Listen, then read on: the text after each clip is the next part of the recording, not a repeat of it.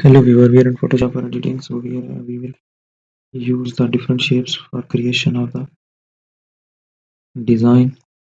That's the shape I will change and convert into the different one. There is another one, but for more I will click on it. So that it is. Here is the further option.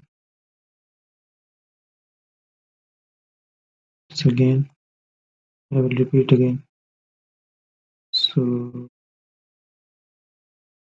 we will rasterize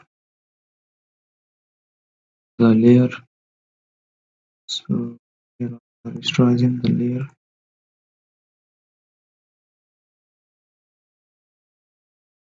We will release the clipping mask and rasterize the.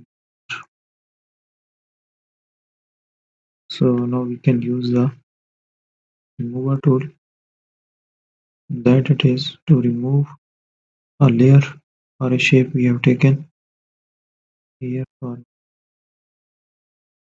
we use a shape and use different designs. Here is the pattern stamp. We can create new visual around the picture and the design we have created. So that's it.